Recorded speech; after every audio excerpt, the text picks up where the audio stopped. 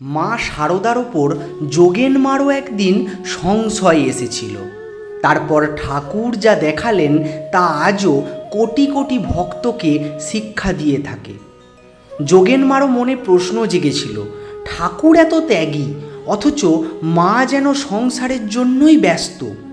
এই সংশয় নিয়ে একদিন তিনি গঙ্গার ঘাটে ধ্যান করছিলেন। তখন ঠাকুর শ্রী রামকৃষ্ণ দেব তাকে দর্শন দিয়ে বললেন, দেখ গঙ্গায় কি ভাসছে।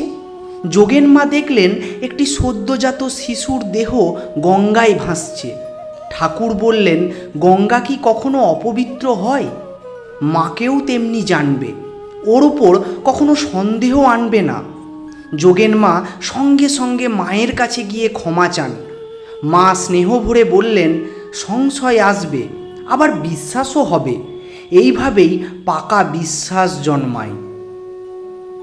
সত্যিকারের বিশ্বাস প্রশ্নের ভেতর দিয়েই আরও দৃঢ় হয়। জয় ঠাকুর, জয় মা, জয় স্বামীজি।